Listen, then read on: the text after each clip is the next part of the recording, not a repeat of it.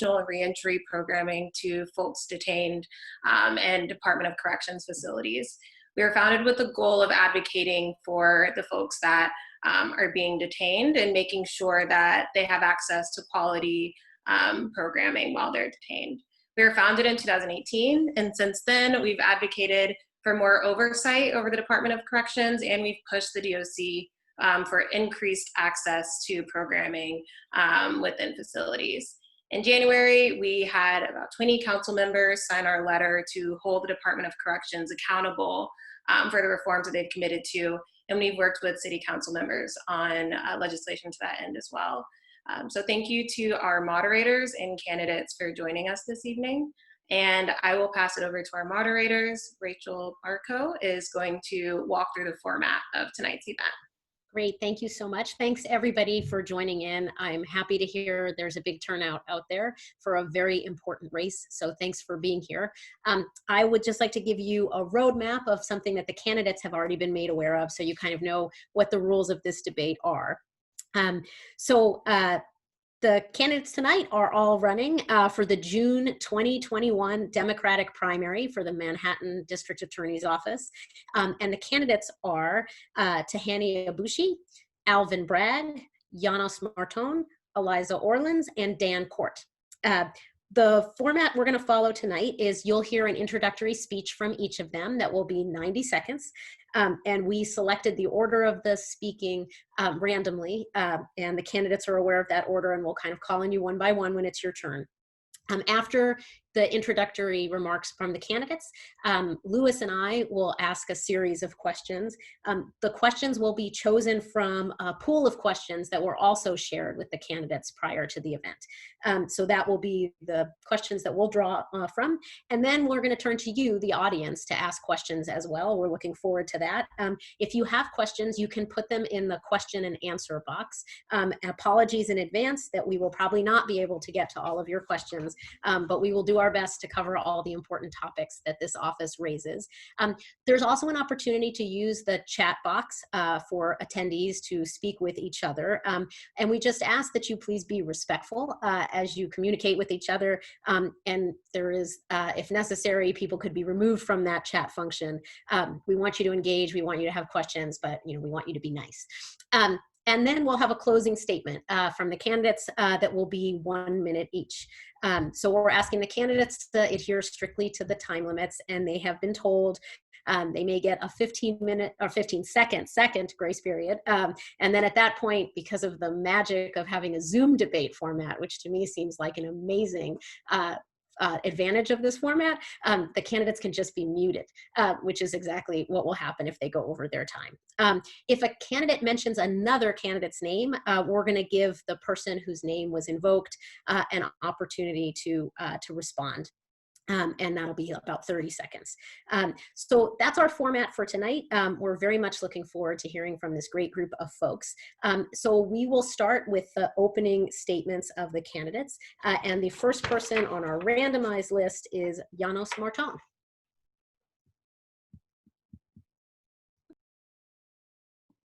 Well, thank you for our hosts and our moderators. My name is Janos Marton, and I'm running to be Manhattan District Attorney because I'm tired of relying on prisons to solve society's problems. The issues that we're going to talk about tonight are personal to me. I grew up a young man of color in Mayor Giuliani's New York. I've been stopped and frisked. I've been arrested. I know what it's like to spend the night in the Tombs, scared and not sure what's going to happen next. Now, I turned out all right, but for thousands of New Yorkers who churn through our jail system every year, jail can mean a loss of jobs, housing, the ability to raise your child or be with your family. Things don't have to be this way. We don't have to accept them. My experience has shaped me and led me on a career of challenging political power and oppressive systems as an organizer, civil rights lawyer, investigating real estate and Andrew Cuomo for the Moreland Commission, running the campaign to close Rikers Island, managing a 50-state decarceration campaign for the ACLU. And now I've got the boldest positions in this DA's race about how to transform that office. I'm the only candidate in this race calling for an 80% reduction in Manhattan's jail population. I'm the only candidate calling for abolishing the Office of Special Narcotics Prosecutor. I support ending cash bail, will hold police accountable, and invest in our communities. And our office will tackle issues of corruption in our politics, including Donald Trump and his associates who we can pursue state charges with, landlords who harass their tenants, and companies who steal from their workers. I believe in a world without prisons. I have a plan to get us there, and I have a track record of getting things done, closing jails when people said it was impossible. If you want reform in this race, you'll have candidates to choose from. If you want to transform the system, I hope to be your Manhattan District Attorney. Thank you very much. Next, we have Eliza Orlins. Hi, everyone. I'm Eliza Orlins, and for the past 10 years, I've been a public defender here in Manhattan. And I've represented more than 3,000 New Yorkers charged with crimes in this city, people who couldn't afford to hire an attorney. Every day in court, I have fought against Cy Vance's office and against a cruel and unjust criminal punishment bureaucracy, one that is rigged for the rich and powerful and against everyone else. I've come up against, time and time again, a system that's designed to systematically disenfranchise so many. Black and brown people, lower income people, LGBTQIA folks, sex workers, the non-powerful and disconnected. I like to say it's not that the system is broken. The problem is it's working exactly the way a rigged system is supposed to. And it's disenfranchising the very people it's designed to disenfranchise. We can do better. We need a change. We're seeing this across the country in places like San Francisco, Philadelphia, and Boston. I never aspired to be a prosecutor, and I've certainly never worked as one. But I realized if we want to change the system, we have to change the DA. And I will bring bold transformational change and a vision for a new New York. And I look forward to serving as your next Manhattan District Attorney. Thank you. Next, we'll hear from Alvin Bragg. Good evening. When I was 15, I was stopped by the NYPD on my corner in Harlem. Stopped at gunpoint, unlawfully, accused of a crime. This was the first of many stops, 3 of them at gunpoint. These stops are why I went to law school and why I fought for over 20 years for social justice in our courts. I left Harlem, went to law school at Harvard, and came back ready to fight. I've worked as a civil rights lawyer and a criminal defense lawyer, as a federal prosecutor focused on public corruption, as a statewide prosecutor focused on police killings of unarmed persons, and finally as the Chief Deputy Attorney General of New York State. I've held accountable Donald Trump already for his fraud with the Trump Foundation. I've sued Harvey Weinstein for having a hostile work environment at his company. I've already prosecuted employers who cheated workers out of wages, prosecuted landlords who unlawfully forced out tenants. This is work I've done. Along the way, the work has remained personal. Whether it's posting bail for family members, talking to a family member about his time in solitary confinement, or having to talk with my children about the eventual NYPD stops that I know will happen, the work remains personal. This is my life. This is my life's work. We need fundamental change in Manhattan, and I'm the person to deliver it. Thank you very much. Next, we'll hear from Tahani Abushi. Thank you so much. Hello, everyone. My name is Tahani Abushi, and I'm running to be the next District Attorney of Manhattan. And I have a 5-point agenda to center justice around people, not money. 1, people need help, not handcuffs. 2, justice is not for sale. 3, there should be nothing secret about this process. 4, victims must have a seat at the table. And 5, we must engage the community first, last, and always. It's time for a change. We've seen the incumbent criminalize communities of color, poverty, and mental illness. This is nothing new to us, but I will tear down the police, prosecutor, and prison pipeline that has held Black and brown communities down. This is personal to me. I've lived through the damage and destruction that the prosecution system can cause. My father served 20 years in prison. And I'm going to transform this office away from protecting the powerful and privileged and towards serving victims and communities impacted by systemic racism. I am the only candidate that has defended victims of sexual assault. I am the only candidate that has forced the NYPD and the FDNY to change discriminatory practices. And I'm the only candidate to ensure the arrest of an officer who assaulted a protester.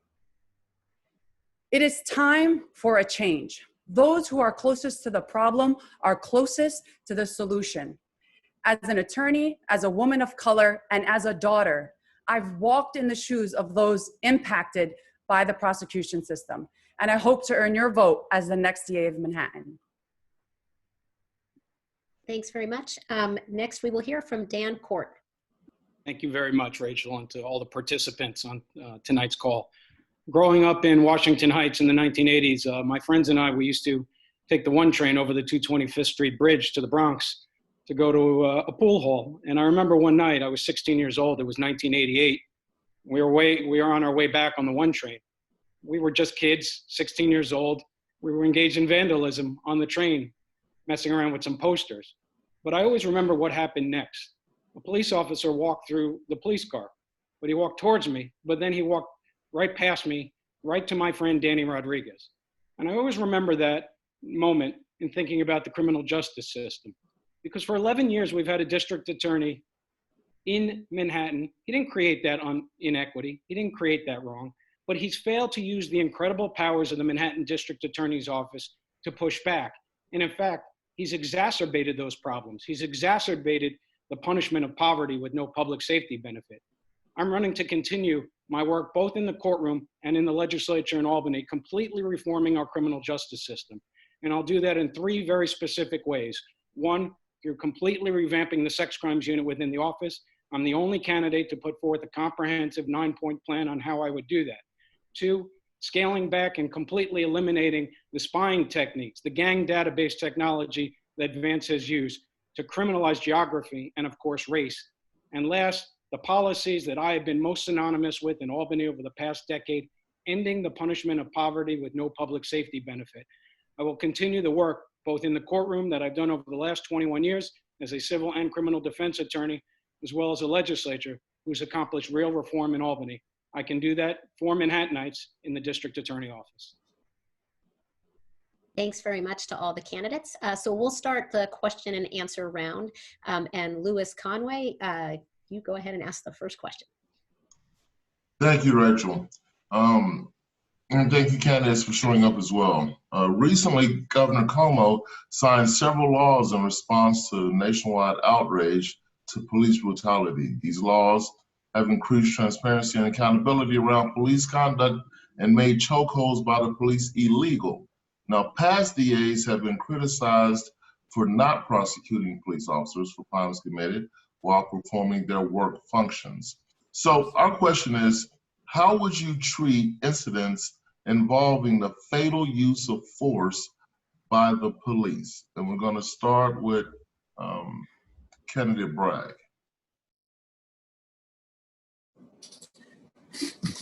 This is an essential issue. The police must be held accountable, and we need an independent district attorney's office to do that. This has been my life's work. It started from the stops in Harlem that I talked about, and it's been a thread through all of my career. I prosecuted a sitting district attorney who failed to hold accountable and basically did a sham prosecution of an officer who shot and killed an unarmed person. I prosecuted an FBI agent for lying and obstructing justice, intimidating witnesses. I'm currently representing members of Eric Garner's family in a lawsuit against the NYPD and the mayor, seeking details around his tragic death. So this is my life's work. We need an independent district attorney, and I would do things like I did when I was at the Attorney General's office, where we had a special unit tasked with this. We'd have lawyers who don't have any cases side by side with police officers. Important for independence. We would issue transparent reports detailing all of our findings.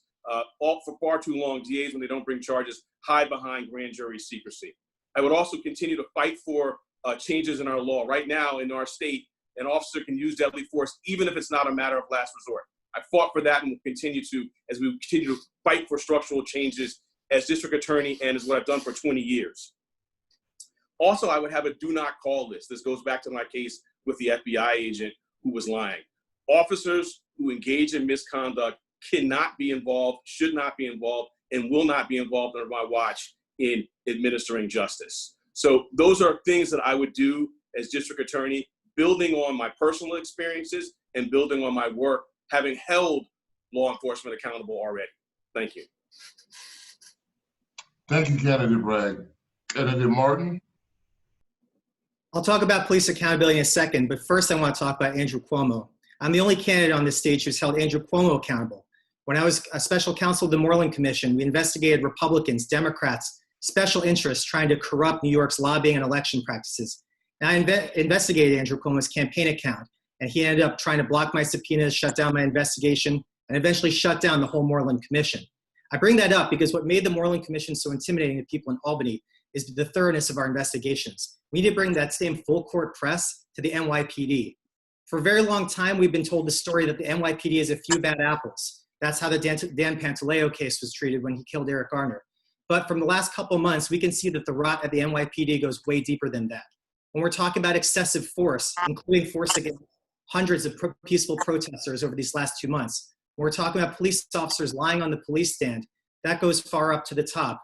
When we're talking about widespread domestic violence in families of law enforcement officers, there's no accountability. So the question is, when we start investigating the NYPD, do we focus on just a few officers, or do we focus on systemic corruption and misconduct at the office? I have experience doing this my whole career. I've sued the NYPD multiple times as a young civil rights lawyer. I held NYPD officers accountable for misconduct when I worked for the city. And I've released a full police accountability plan that includes having an independent office that will hold officers accountable. And if our investigations take us to the leadership of the NYPD and to police officer unions, so be it. It's about time that we had the Manhattan DA who is willing to stand up to the NYPD, its leadership, and its unions, even if that's politically difficult to do so. Candidate Orlins, please. Thank you for this important question.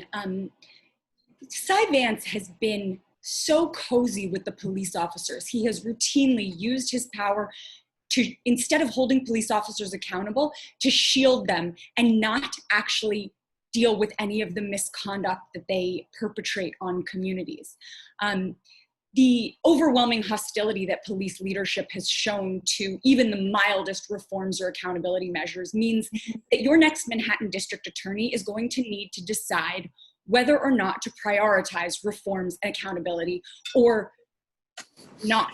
And the next DA has to be someone who's going to prioritize that. I have spent my career as a public defender, cross-examining police officers and holding them accountable for the harms that they've perpetrated on the thousands of human beings that I've represented in this city.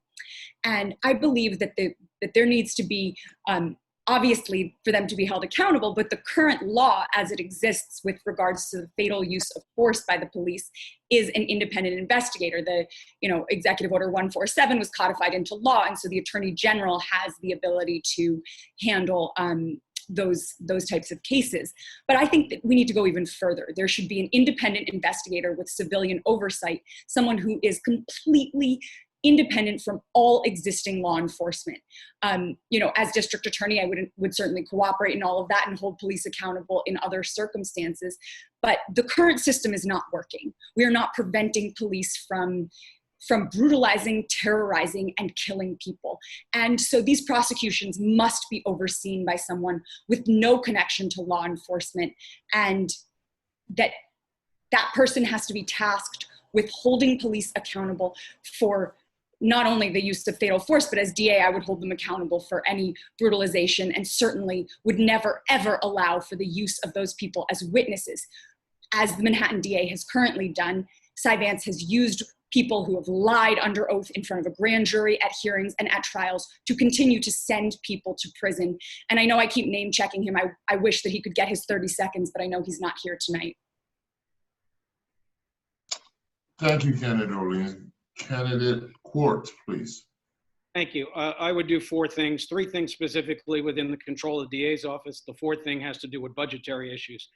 First, we'll start with the reform of the Early Case Assessment Bureau. That's the first time that police officer information comes into the district attorney's office, and I'll lay out a specific plan on how we vet that information to identify officers who are not completely truthful about providing information pursuant to arrest. Second, an issue I've taken up directly against Vance 2 years ago, police officers who don't testify truthfully. Vance refused to disclose that list of police officers, agreeing just to send them back to the precinct. I put pressure on Vance, and he admitted to at least to disclose their names, and other district attorneys who were recently elected agreed as well. I will take that same approach by being completely transparent with those district attorneys I deem not capable of testifying in a truthful way. And third, we'll prosecute police officers. It was just on today, a gentleman, Joseph T., a homeless man on the number 6 train on 51st Street and Lexington Avenue within my own district, assaulted by police officers. Officer Garcia on PSA 4 on East 9th Street, who put his knee in a gentleman's back for 15 seconds. Vance is prosecuted by my count 3 people for filing, 3 police officers in 11 years for filing a false instrument, but none for acts of violence. I will. And fourth, on issues of budget, this is very important.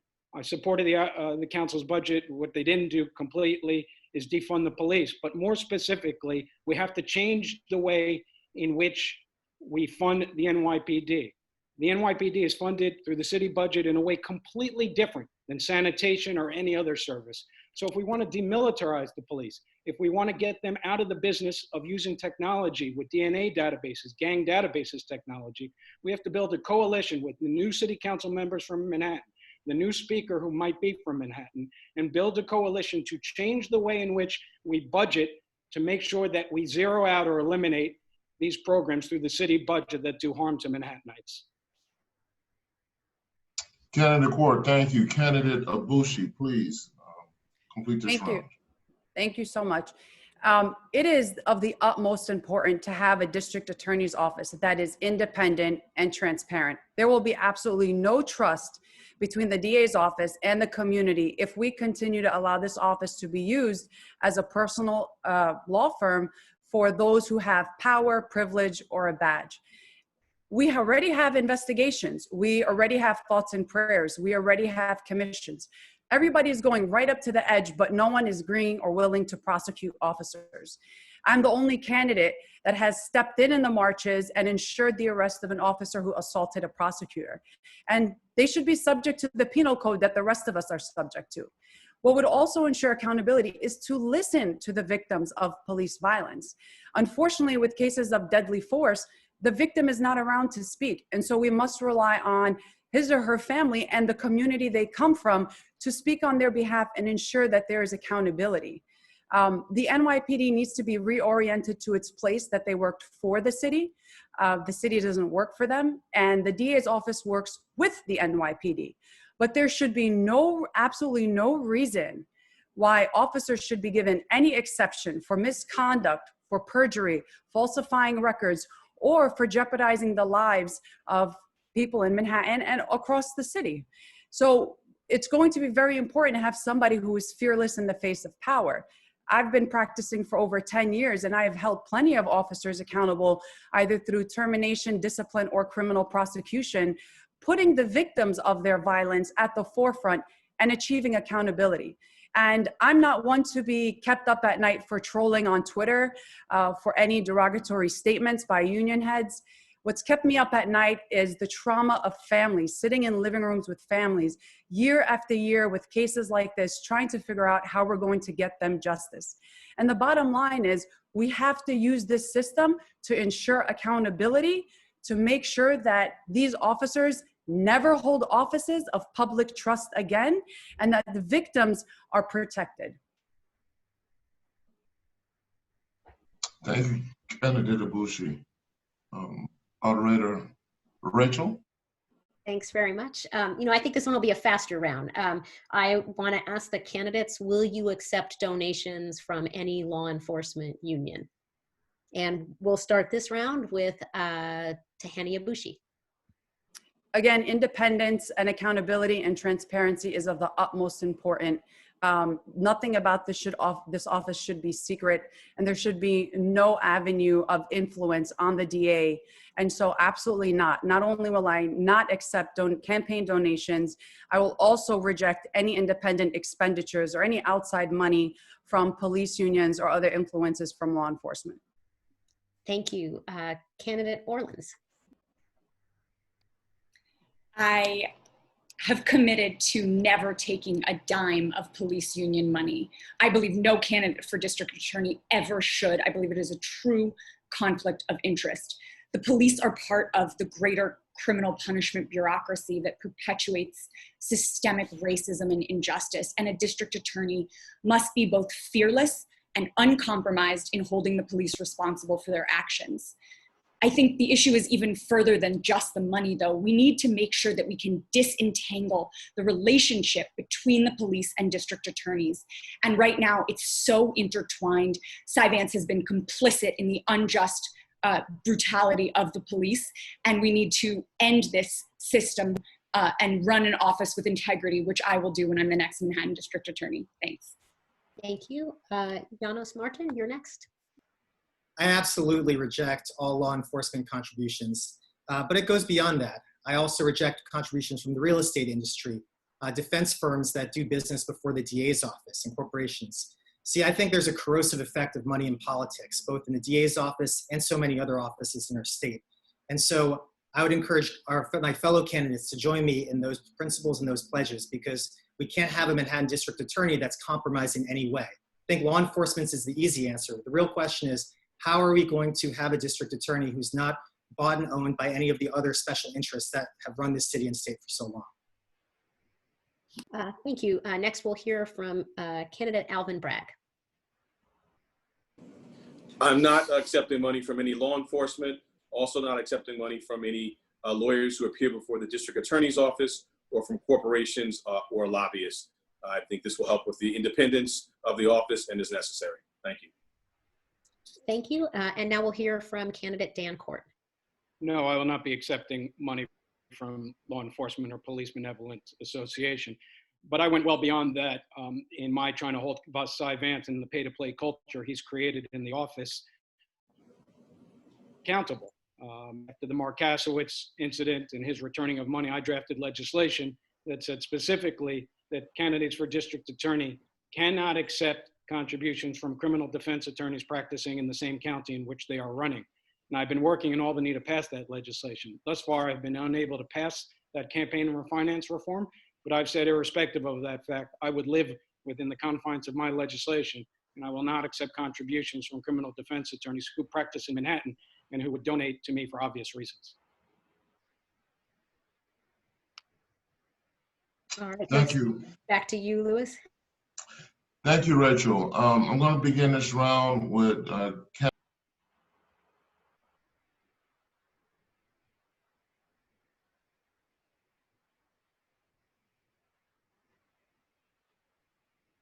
Louis, I think you need to unmute.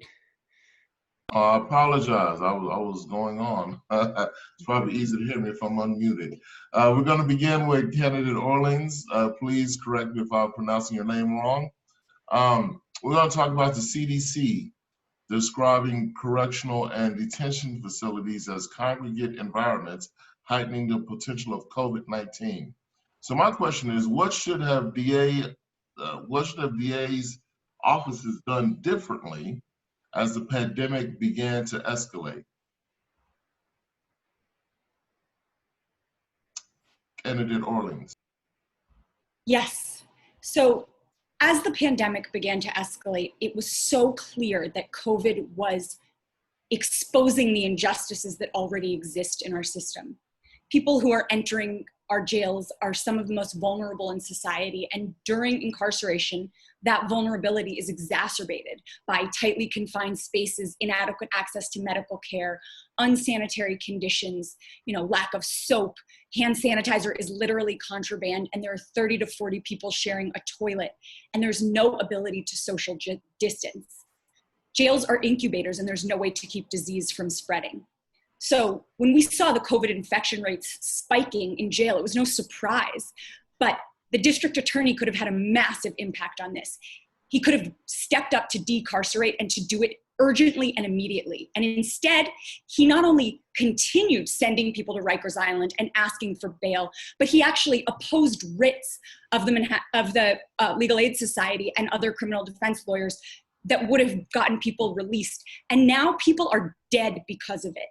So as district attorney, I would be sure not to do that. I would pay attention. I would decarcerate. I would do it urgently, and certainly in the face of a pandemic. Candidate Bragg. I wholeheartedly agree that the district attorney should have done more releases and earlier releases.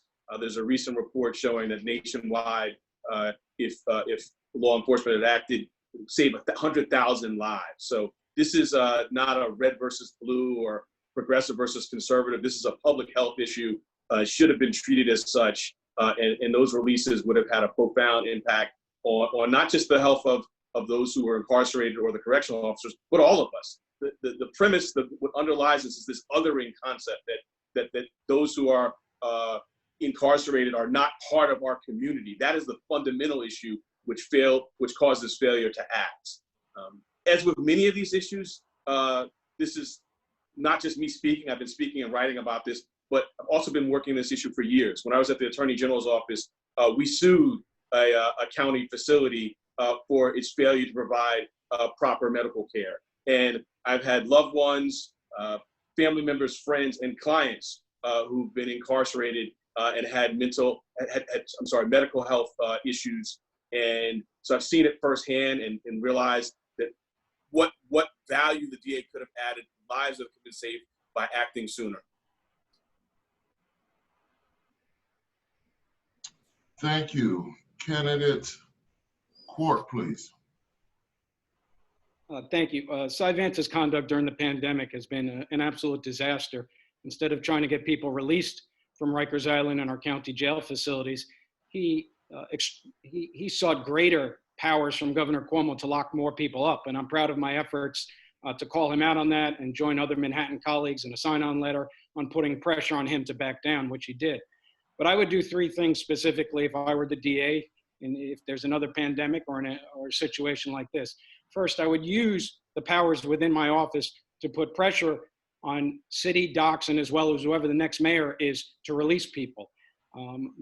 Bill de Blasio, and that's exactly what I did. I said to Bill de Blasio and his staff that the 22 to 25% of those in Rikers Island who are there on a jail sentence of 1 year or less, let them out 60 to 90 days early before their sentences. They didn't take that approach, but that's the type of advocacy I would use as district attorney.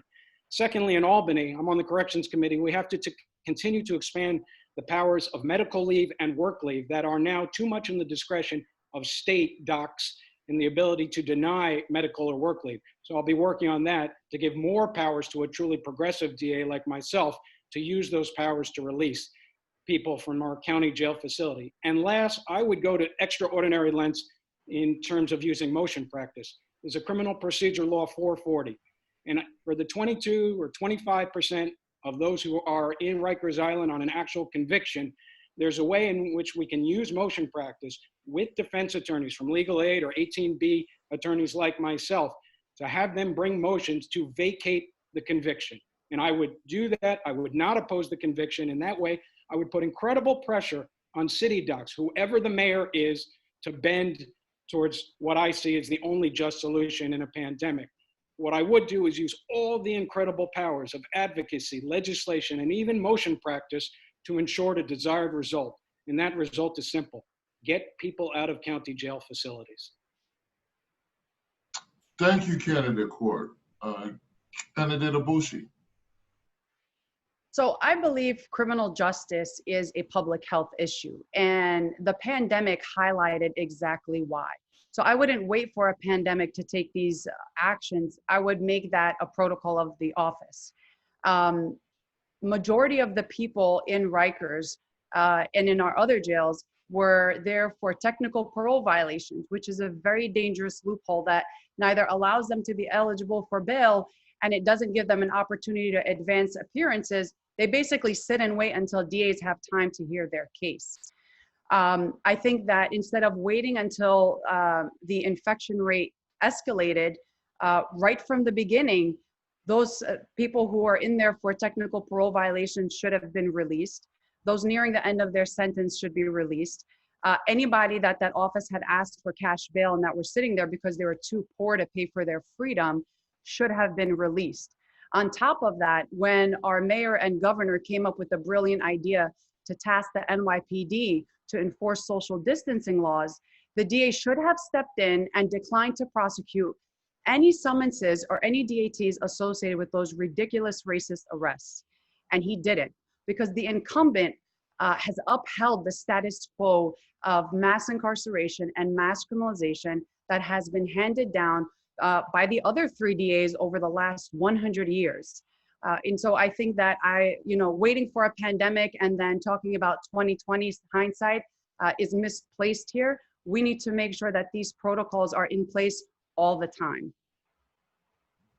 Thank you, Candidate Abushi, and we're gonna finish this round with Candidate Martin. Thank you. When I first learned the extent of what COVID actually was, my mind immediately turned to the people in our New York City jails and our New York State prisons. Because the very first case I ever worked on as a lawyer was a lawsuit against St. Barnabas Hospital for its horrific treatment of detainees when it ran the Rikers Island medical system. And I knew how dangerous this was going to be.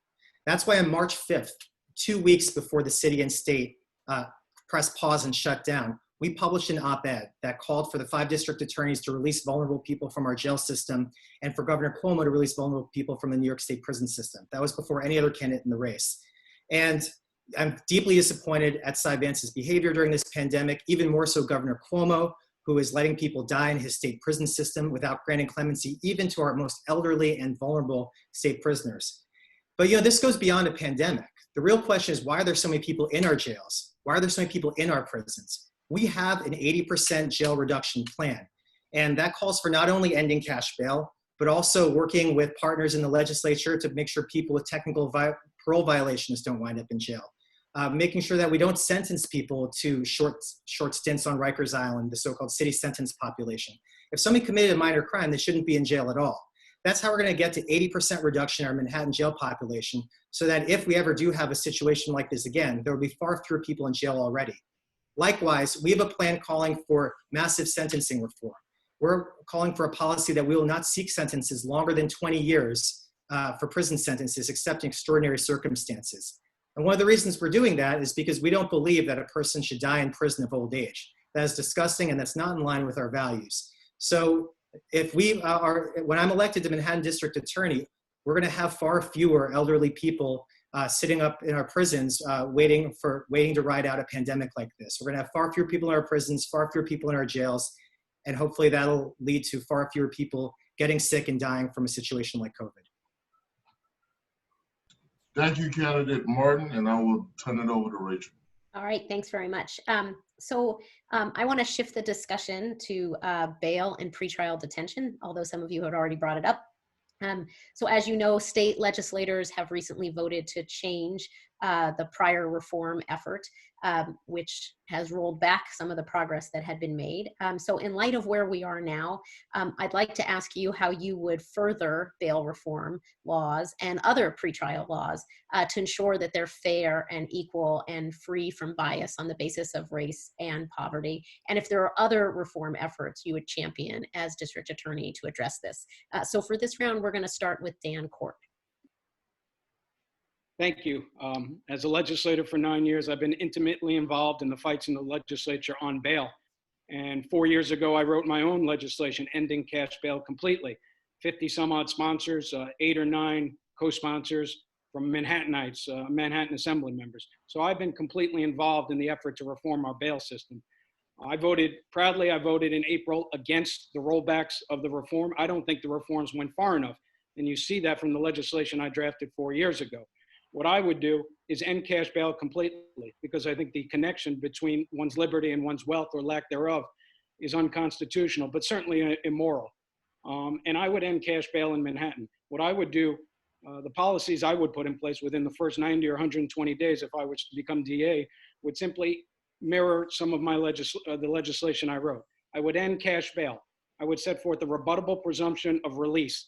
I would, unless in a set of serious crimes, murder, rape, or things of that nature, and that I would task my district attorneys, if you're going to deny someone of their pretrial liberty, if you're going to seek preventive detention, the only way to do that is to actually produce evidence that somebody's a flight of risk or that is a danger to another person. And that is the significant part, because for so long, and this is what I fought back against in Albany, a public safety exception, a dangerous exception. Those words are tantamount to being a person of color, to being Black, to being brown, to being poor. And that's what I have fought for in Albany. And not just fighting in words and legislation. I've put my seat on the line. I've run for re-election. I've had to run primaries and general elections in a district where there are not that many impacted people by the bail system on the Upper East Side of Manhattan. So these are not just words and rhetoric or policies that I've written or legislation that I drafted and was unable to bring to the finish line. These are policies and things that I believe in, and I've put my seat, my legislative career, and everything on the line to defend it. Because what's the point in being in public office if in those specific moments where you're judged, where you can do something of significance, you don't? So I'm proud of my history on bail reform, and it's a mirror in how I will actually implement these reforms if I'm the district attorney. Thank you. The next person up is candidate Abushi. So bail reform has sought to address the machines of mass incarceration and the mass criminalization of everyday life. First and foremost, we must remove ourselves from economic-based evaluations of what our freedom is worth. Majority of the systems in place now assess a person's ability to properly defend themselves, to properly survive the prosecution system based upon how much money they have. Again, it's a pay-to-play system. And the incumbent has taken advantage of this because he understands very well that the only way, or the bread and butter of his office, are low-income communities of color that cannot afford their freedom. Families that are already struggling to make ends meet and provide for their children. And he has taken advantage of them. So not only, and one thing I will say is that what makes this office so powerful, regardless of all the legislation that's out there, regardless of all the bills that get backed up, with prosecutorial discretion, the district attorney herself can decide how she will react to any misconduct that comes before her, any accusations, and any victims that are seeking justice. What that means is that instead of waiting for bail reform, the district attorney herself cannot ask for, just don't ask for cash bail. When it comes time to discovery, making sure that that is a transparent, expedited process instead of holding people's freedom in abeyance until they succumb to pleas. There's also very important, especially in the beginning stages, to ensure that any investigation done, especially coming from the position of the NYPD officer who's putting forth this information, is scrutinized for its veracity, as opposed to getting this paperwork and finding a reason or a way to convict. So I think that there needs to be, again, independence from the DA's office to do its own investigation, to use that prosecutorial discretion to do the right thing and ensure justice through truth and integrity. Thank you. Next, we'll hear from candidate Orleans. Thank you. Cash bail has perpetuated the biased and racist nature of our criminal legal system for decades. As a public defender, I've represented thousands of people, many of whom had bail requested in the amount of $500. And that to them was tantamount to 5 million or much, much more, because they couldn't afford to pay that. And I've had clients call me and say they were terrified that all of their belongings were going to be thrown out on the street while they were held in jail, that they were going to lose their home, that they were going to lose their job, that they were going to lose their children to foster care due to cash bail. And instead, they'd be forced into pleas and longer sentences. And we know that cash bail does not keep us safe, that we've been sold this false choice between locking people up and public safety. But the reality is, when we allow people to remain at liberty and return to court, they actually are much less likely to reoffend or get rearrested. And so I would never ask for cash bail. And I think restriction of one's liberty should be a last resort. As a public defender, I've seen how this tore families apart, people losing everything they've ever worked for.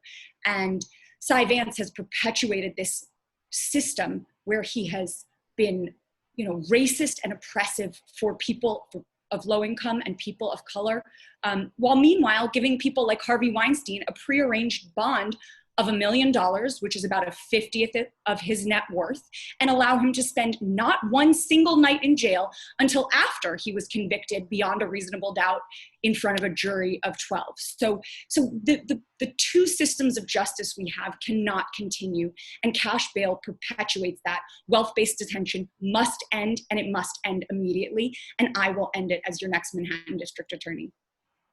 Thank you. Next, we'll hear from candidate Martin. Thank you. I definitely support ending cash bail. When I was running the campaign to close Rikers Island, our campaign had 3 goals. First, to shutter a jail complex that was a moral stain on New York City. Number 2, to dramatically reduce the number of people in our city jail system. And number 3, to invest in communities.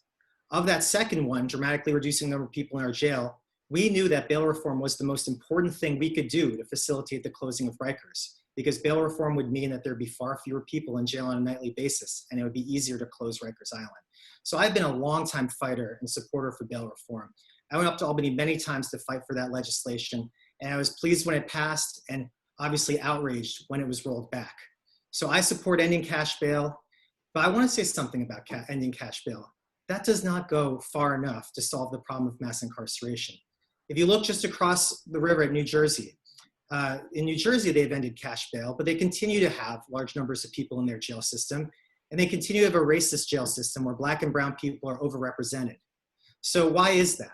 It's because in a system where a cash bail is ended, a district attorney or the line of ADA has basically 2 choices: to seek to remand somebody, that is to incarcerate them pre-trial without the possibility of jail, or to seek options where they can fight their case from home. So I believe that at least 4 of us support ending cash bail, but I'm the only candidate who's made a pledge to cut the Manhattan jail population by 80%. And that's not just a random goal. That's so I can be held accountable when I'm district attorney. That's so that if we do end cash bail and for other reasons people still wind up in our jail cells, voters can say, hey, you promised to reduce our jail population, it's not going down. And so for me, ending cash bail is a starting point, but so is reforming other parts of our pretrial system, including our plea bargaining process, expanding alternatives to incarceration, not seeking any kind of jail time for minor offenses. That's how you know that we're actually doing the work of dismantling mass incarceration. Thank you. Now we'll hear from candidate Bragg. I would end cash bail. I've dealt with bail, cash bail included, from all perspectives, as a prosecutor, as a defense lawyer, and as a person who's posted bail for loved ones across the years. And so I've seen the effect of it from all perspectives. When I was Chief Deputy Attorney General, very shortly after getting that position, and this was long before the law was changed, we sat down the entire criminal division at the Attorney General's office and focused them on the old statute, which was bad and needed to be reformed. But there were several sections, and I assume that the practitioners here will recall, which were not being used, which didn't call for cash bail, which were available to prosecutors. We retrained the entire Attorney General's criminal division on those issues before the law changed. That's an example of the type of discretion and how a prosecutor doesn't have to wait for the legislature. So I would end cash bail. I would also look at the discovery practice. My practice as a prosecutor has always been to provide ample discovery early to the defense. I find that, one, it's the right thing to do. It's also efficient in terms of handling one's docket. So those past practices I would bring into this new job. Let me just say a word on dangerousness. I agree with what's been said about the dangerousness of using an algorithm or something like that to predict, and how in this country dangerousness has, for our history, correlated with the color of one's skin. I've personally dealt with that, and in cases involving a family member, had a family member detained on cash bail for a schoolyard fight. And you compare that, and you can pick any example: Harvey Weinstein, Jeffrey Epstein, Dr. Haddon, formerly Dr. Haddon. So we have to be very, very careful about that. So specifically, I would end cash bail. I would have a presumption of release, and line attorneys would have to go to their supervisors if they were going to do something other than that. And I would have very robust declination and sort of pre-charge diversion programs in place, and the other sort of issues like discovery and things like that I would lean into and make sure that we're operating in a fair and just way for all. Thanks. We'll go to Louis for one more question from us, your moderators, and then we'll start taking some of the questions that we see that are backing up on us. So Louis, back to Great questions too. So we're gonna kind of round out, and we're gonna end up on the funding still. I want to talk about the Manhattan DA's Criminal Justice Investment Initiative. You know, it invests approximately $250 million annually in projects that will improve public safety, develop broad crime prevention efforts, and promote a fair, efficient justice system in New York City. So my question is, community-based jails are part of the next phase of decarceration in New York City. How do you envision this model to be different from our current system, and how will you support more positive outcomes for those who are justice impacted? And we're going to begin our answers rather with candidate Martin. So there are a lot of positive uses we can have with the funding that the Asset Forfeiture Fund provides in helping people stay out of the criminal legal system and getting their lives back on track. We can spend that money improving mental health programs with programs that we know work, like Cases in Harlem. We can make sure that programs like Avenues for Justice and Drive Change that work with young people, especially young people who have been accused of or even convicted of serious crimes, have the opportunity to get back to school, get into the workforce, and get their lives on track. We can use that money for substance use programs that we know work, safe injection sites, things to end the war on drugs and have a public health-centered approach to people who struggle with substance use. So when I think about what to use that money for, it's for the hardest things that we can, the hardest problems that we have, the most intractable problems that we have in our criminal justice system. What I don't want to use that money for is spending more money on police in the subway. Cy Vance spent $40 million to boost MTA policing, and we've loudly argued against that. We published against that, we testified against that, and I would never use that funding to support more money for law enforcement, which has plenty already. But because you mentioned the new jails, I want to not let it be an assumption that we are going to build new jails. I led the Close Rikers campaign for 2 years, and while I tried to negotiate with the de Blasio administration as best I could in that capacity, I was against the $11 billion jail plan that was proposed by Mayor de Blasio and voted on by the city council. I'm the only candidate in this race who publicly argued against that vote. I published an op-ed against it and testified against it. I do not support the building of new jails. I respect that there are people who supported that plan and did so because of the very reasons you listed. Theoretically, a new jail facility could have better space for programming and things of that nature. But here's the reality. If we can reduce the number of people in our jail the way I'm proposing to, at least in Manhattan, we will not need a new jail. And we can spend the billions of dollars that we would otherwise spend constructing a new jail on all kinds of things that would actually be more helpful to the community. And so I don't think this fight is over. Those jails aren't built yet, and I will continue to stand with people who oppose their construction and think about smarter ways to invest money in our criminal justice system.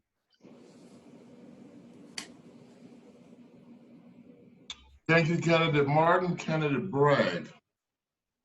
So a major concern, I think this is implicated by your question, is what happens when you sort of just move the geography. So a huge issue is we need to look at the culture within these facilities. And one way to do that is to use forfeiture funds to focus on programming and to prioritize a reentry. Mr. Martin listed a number of great ways to use the funding. Programming and reentry would be at the top of my list. I've alluded to it a couple of times. My brother-in-law was incarcerated. He served time in solitary confinement. When he was released, he came and we had him live with my wife and me. He stayed with us for a year plus, and we saw, I knew this professionally, but I saw, firsthand, personally, the trauma that the system beset upon him, the trauma of having been in solitary confinement, the trauma of having witnessed his best friend murdered in front of him. The system helped them not at all. Employment, housing, these were all things that family had to step in and provide support. And we were able to do that. But we all know there are hundreds and thousands of people who do not have that privilege. And so my plan would be to use the resources of the Manhattan District Attorney's forfeiture funds to step into that breach and to provide the kind of services and to provide the kind of programming which would prepare people for reentry. So that would be a top priority for me. Thank you for the question, Mr. Conley. Thank you, Candidate Bragg. Candidate Court? Cy Vance's forfeiture fund is an untoward slush fund and something he's really worked hard over the last 11 years to incentivize settling with corporate malfeasors before an indictment is rendered. And that way the money went directly into the Manhattan District Attorney's Office. I was so disgusted by this practice over 11 years that I drafted legislation that would return the money from any forfeiture fund seizure to either half to the borough president and half to the state government, so that the money would be used in Manhattan where the malfeasance happened. That being said, unless Cy Vance spends down the remainder of the forfeiture fund over the next 18 months or so, there will be forfeiture fund money and will be going forward. And I would use that money in two very specific ways. One, I think spending that money in our county and our state correctional facilities and on reentry programs is an appropriate use of the money. I sit on the Corrections Committee in Albany. I see firsthand the deprivation of resources to our in-prison population, and I would support the continued spending of money and resources for those who are incarcerated and those who are doing the important not-for-profit work on reentry into our community. But I also see it from a different lens. I'm an 18B, I'm assigned, I do public defense work, and I work in Midtown Manhattan in Midtown Community Court on 54th Street and 9th Avenue, where CJII services are provided specifically. And some of them, like the Stop Lift program, where a social worker works directly with the impacted family, is a good program. But some of the programs are a complete waste of time. Quality of life classes, classes that for pedicab drivers that supposedly are not comporting with city regulations. It's all junk. It's quality of life. It's forcing a largely immigrant community on the precipice of the economic, who are on the economic fringes, to take a half a day off from work, to come down to Midtown Community Court and go to the 6th floor for no actual purpose. I will not spend forfeiture fund money on that. One program that I do think should be expanded is about, and District Attorney Gonzalez has expanded this in Brooklyn, is about a program that helps with reckless and dangerous drivers. As someone who represents Midtown and the Upper East Side and through choke points coming into Manhattan through the Midtown Tunnel and 59th Street Bridge, I'm acutely aware of aggressive and reckless driving. And I think this is a program that could be expanded. In 11 years, Cy Vance has done nothing with respect to reckless and dangerous driving, no prosecutions. Finally, after 11 years, he put together this show grand jury and wrote a 50-page report. That, I think, would be a useful spend of forfeiture fund money under the different non-for-profits that are administering that money throughout Manhattan. Thank you, Candidate Court. Candidate Abushi. Prison and jails do nothing to keep us safe, do nothing to rehabilitate behavior, and do nothing to address the root cause of the social inequities that people are suffering from. I spent the last 20 years visiting my father in prisons in Brooklyn, Connecticut, New Jersey, Ohio, and Pennsylvania. Nothing was of help. The days that we did not hear from him and we'd have to bombard the warden to find out where he was and get him out of solitary confinement, the days where their privileges were taken away, they weren't given their meals, those who had religious restrictions were taunted. Prison culture is violent. There's nothing rehabilitative about it. And so to close Rikers but build more new jails is not only counterproductive, but it's because we're stuck with the premise that we have to put people in jail to get anything done. And what we see is that, when we build these jails, we're going to fill them. Rikers was supposed to be closed. And what ended up happening is now they opened up new wings in response to COVID. And what was supposed to be a temporary measure has now become permanent. And so we're back to filling up Rikers with people who don't belong there. And so that money, first and foremost, needs to be really invested in community-based organizations that will provide social services to address root causes: poverty, mental health, drug addiction, substance use disorder, things that will help people get on their feet and become successful in our society. Because the way we do it now is we take a bad situation, we make it worse, tag people with an arrest record and a criminal record, and then say, go pull yourself up by your bootstraps, but your boots stay here. And so that does nothing for anybody, but it puts all of us in jeopardy because now we have somebody that is going to need more resources. And so that money needs to be put into different community-based organizations. In my platform, I have called for a collaborative body that will decide how that money is spent and what organizations are allocated. So it just doesn't go to this all boys club of favorites, and it really goes to address community-based organizations that work day in and day out to help people.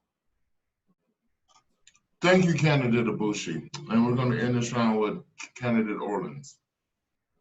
Thanks. So building new jails is not a plan for decarceration.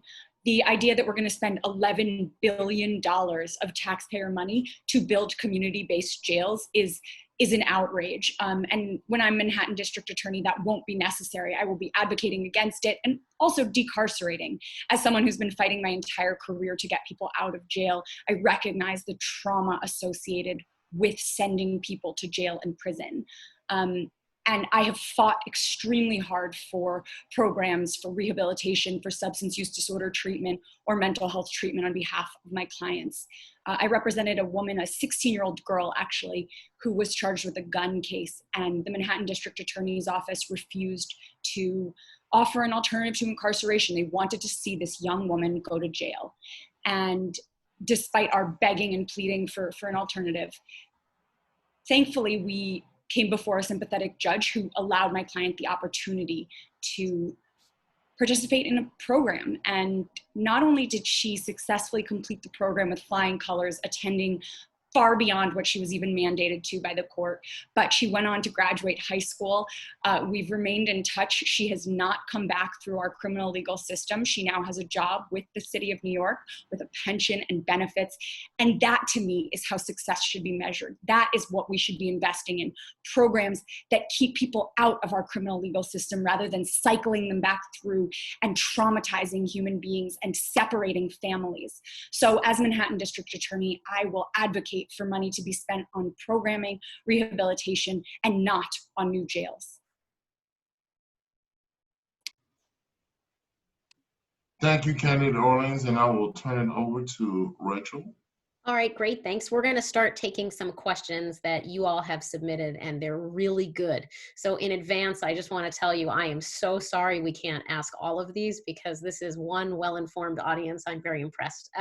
So I'm going to try to consolidate a couple of them to get the candidates to respond to some common themes in the questions.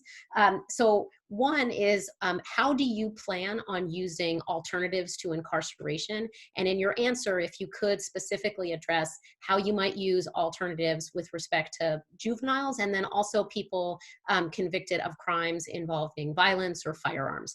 And for this round, we begin with candidate Orleans.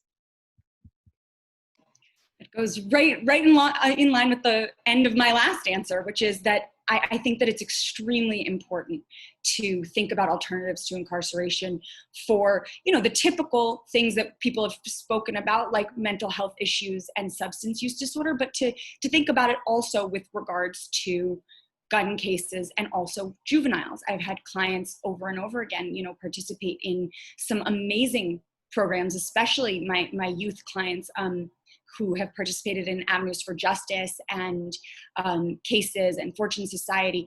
I mean, I've sent clients to programs that have really changed the entire trajectory and course of their lives.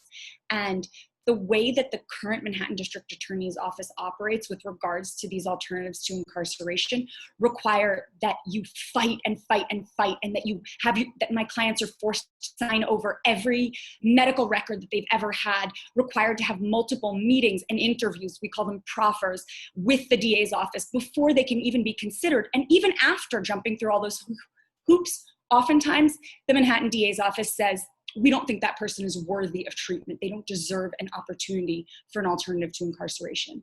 That is wrong. In my office, in my administration, it will be the rule rather than the exception. We will divert cases. We will make sure people are receiving alternatives to incarceration because that is critical to keeping people out of our criminal legal system. And the criminal punishment bureaucracy does not rehabilitate people. It does not address the underlying issues, the reasons why someone ended up there in the first place. It just causes more harm and trauma, and it separates families, and I will not stand for that. Thanks. Candidate Martin, you're next. When I was in law school, I started a program that I ran for 3 years, bringing attorneys and law students out to Rikers Island to work with incarcerated 16 and 17-year-olds there. And back then, tragically, there were 600 kids who were sleeping on Rikers Island every night. And I'm really thankful that that number is now down to 0. But I got to see firsthand the amount of talent and kindness that we squander in our criminal legal system, the number of people that we give up on. And I will say this, I will never give up on a young person. I will use any combination of innovative, creative programs to try to get a young person's life back on track. That is a promise from me. In terms of other types of alternatives to incarceration, I spoke about a few of them before, but I'm a strong believer that mental health needs to happen in the community, not in our jails. It is disgraceful that the largest mental health care provider in New York State is Rikers Island. Also, when it comes to substance use, I will work to make sure people who want to beat their addiction will always have an opportunity to do so and stay out of jail or prison if that's their commitment, and that people with simple drug possession don't get criminally prosecuted in the first place. I've also published a plan where I talk about an alternative to incarceration program for drug sellers, where they can get a path towards economic stability in the legal economy, because many of them are selling. These are people I knew who, from growing up, they're people who sell drugs out of economic necessity and not for any other reason. We need to give them a viable economic path forward if we want that particular harm to stop. And lastly, I'm going to introduce restorative justice to the Manhattan DA's office. We have a plan coming out this week, and I'm really excited to share it, but that will transform justice in Manhattan. Thanks very much. Next, we'll hear from candidate Abushi.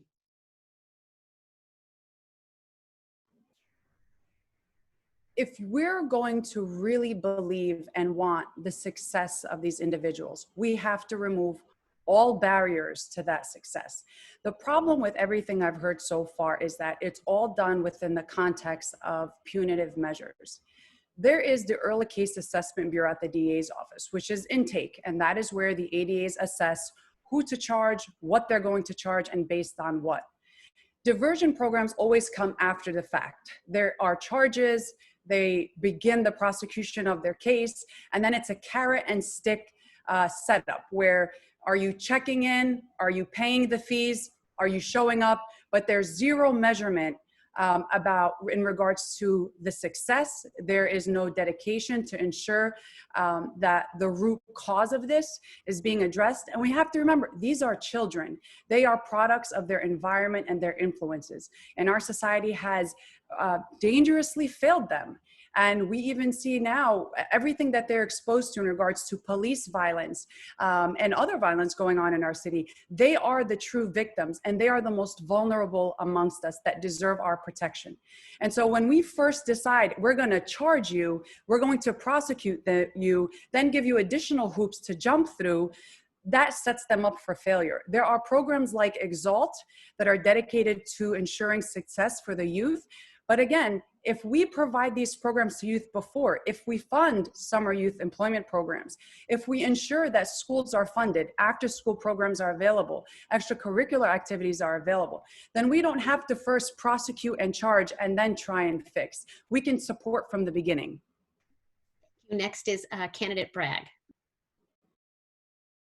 So I agree with much of what has been said. I believe incarceration should be a matter of last resort. I believe that we should be starting by talking about declinations before we're talking about any charges being brought.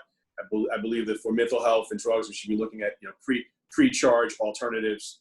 I want to talk a bit about the youth issue. I teach a Sunday school class of high schoolers, and almost every year there's a criminal legal issue that comes up. And so for that group, and it really actually spans income strata and lots of backgrounds, we need to be particularly focused on alternatives to incarceration for that group. One issue I want to say that hasn't been highlighted is we need to make sure that these alternatives are available across race grounds. If you look at the data now, the folks who benefit the most from alternatives to incarceration are not Black and Latino folks. So we need to really focus on that issue. And lastly, we need to talk about culture change within the district attorney's office and management and how to do that. One of the problems now, in addition to sort of not leaning in from a leadership perspective is structural. The alternatives to incarceration unit is kind of off to the side. It's not integrated with the others, and you have to go to it and bring all the documents, and then have to come back, and it's a process. It needs to be a sort of driving force and integrated with the work of the office, and that takes management skill and the kind of things I did at the Attorney General's office. Thank you. Thanks very much. And now we'll hear from Dan Court. To me, the best diversion program is getting away from this fiction that the district attorney's office is the best place to manage someone's rehabilitation or their mental health treatment. So on a whole host of crimes, I will simply decline to prosecute, and that the increase of social workers within my office will directly liaison with the not-for-profits who are funded through the city budget to get people services. That is the much better way to provide mental health service, drug treatment for people afflicted with drug addiction, rather than the continuous control by the district attorney's office through diversion programs. And let me give you one example. The area of mental health, Cy Vance has been an absolute disaster because it's been underreported just how bad he's been. The best result on many misdemeanors would be a declination of prosecution, and we in the district attorney's office would help liaison with the not-for-profits providing services so that they could get their services immediately before they get their 7:30 psych evaluation hearing in 3 or 4 days. But to give you a sense of how bad it is, there's the 3 not-for-profits that provide mental health services. Cases and CAPS provides at 100 Center Street in the arraignment part. But to even access those services, and Cases provide some pretty decent services. They have a wellness center at the Adam Clayton Powell complex on 125th Street. But to even access any of those mental health treatment services, Cy Vance requires that you plead guilty to the top count. Let me repeat that. In order to get the mental health services that cost you and likely are the result of why you're in the courtroom in the first place, Cy Vance requires you to plead to the top count or any count of any indictment, thereby further criminalizing you and expanding your criminal record or giving you a criminal record if you don't have it. That is outrageous, and I'll reverse that policy. But I think it illustrates just how unsatisfactory the diversion programs can be at certain times. Thanks very much. We'll now go back to Lewis, and you get to pick from this great set of questions. Thank you, Rachel. And to echo what Rachel has said, there is a plethora of amazing questions. But I'm going to pluck one that is specific to prosecuting and your role. So does the Manhattan DA have a unique role in prosecution of crime in the financial services sector nationwide because of its jurisdiction over Wall Street? If so, how would you approach this? And we're going to start off where we ended the last round with candidate Court. It does have a significant role, and Cy Vance has mostly forfeited that role in the way he's monetized financial prosecutions in order to advance money coming into his forfeiture fund pot. 3 years ago, I met with Thomas Sung and the Sung family of Abacus Bank, a first-generation Chinese-American bank on Canal Street that was the target of Cy Vance, maybe a 100-count indictment and 100 times pled not guilty. Mr. Sung made the argument to me that why was Abacus Bank, a small bank on Canal Street that gives out loans to single-family homes in Brooklyn and Queens and throughout New York City, why were they targeted when all the other banks that were part of the meltdown in 2008 and 2009, why were they left alone and none of their board members or directors were prosecuted? The reason was money. Cy Vance reached agreements after the SEC got through with these banks, and he reached agreements called deferred prosecution agreements, essentially where they paid out money to him so he would not prosecute. Juxtapose that to Abacus Bank. Why was Abacus Bank prosecuted? Because they had no money to give to Cy Vance, no money to expand his forfeiture fund pot. That's what the problem has been, and that's how we'll change the system with the forfeiture fund pot, as well as prosecuting those malfeasors, corporate malfeasors, when I'm the next district attorney. Thank you, candidate Court. Candidate Martin, does the Manhattan DA have a unique role in prosecuting crime in the financial services sector nationwide? Oh, absolutely. We need to hold corporations accountable. We need to hold Wall Street accountable. Obviously, there are other offices that also do that, such as the Attorney General's office and the U.S. Attorney's office. But when it comes to the federal government, of course, we don't know how much we can ever count on them. So as the Manhattan District Attorney, we're going to have to step up and step into an absence that's been created. In addition to the kinds of white-collar crime that was described, I support looking at antitrust and how we can bring that into our office. There are antitrust measures that the Manhattan District Attorney's Office can take under the Donnelly Act. We know that market concentration and corporate power is one of the greatest challenges we're going to be facing in the next couple of years as a country. We've already seen it during the pandemic, that Amazon's made billions of dollars while lots of mom and pops have gone out of business. We will look at which cases we can bring. You know, it might not be Amazon, but it might be a number of corporate players who do business in New York. For example, the medical provider industry, the medical supplies, that is a particular sector that is prone to market concentration. And you can imagine there are probably part of the failure of our response in New York may have had to do with the fact that we had difficulty for hospitals getting medical supplies. So our office will explore antitrust as one of the ways that we can hold corporations accountable. We're certainly going to be on the lookout for corporate fraud. And one of the things we're going to do is go after anybody, no matter who they are, who they're connected to. It is important to definitely not take money from law enforcement unions and from real estate and from corporate firms, but we need to also make sure that we're not taking money from any big law firms who represent these kinds of corporations and banks. Thank you, candidate Martin. We're going to go with candidate Orleans. I always feel like I'm saying your name wrong, and I apologize if I am. No, Orleans. Does the Manhattan DA have a unique role in prosecution of crime in the financial services sector nationwide because of Wall Street, and how would you approach this? Absolutely. And this just shows why electing a Manhattan District Attorney is so critical. It should be someone who is accountable to the people of New York and across the country. This affects working families and people across America. Every day of my professional career, I have gone up against the Manhattan District Attorney's Office, and I've seen how they have prosecuted cases, low-hanging fruit, cases like for people who steal scope or toothpaste or cough syrup. I've had clients charged with stealing for taking Reese's peanut butter cups or ice cream from a Duane Reade. And yet there are people not being held accountable for perpetrating real harm on the communities across New York and across this country. People who are stealing in massive amounts. I mean, the Trump kids were not held accountable for their fraudulent real estate dealings in Trump Soho. And the people who we need to be fighting for are the working people, the people who get up every day and go to work and try to get a paycheck and try to feed their families. And that's what I've spent my career doing, and that's what I will continue to do, and will hold Wall Street accountable, but is why the position is so incredibly important, because that is how we are going to effectuate real change in this city and across the country. Thank you, candidate Orleans. Candidate Abushi, same question. Does the Manhattan DA have a unique role in prosecuting crime in financial services? Absolutely. And how would you approach this?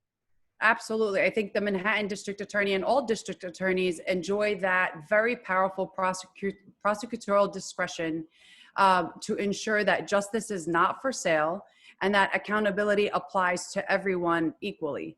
And so when we think about crime, and a lot of this has to do with beyond the incumbent, again, I mean, Manhattan has had 4 DAs in the last century.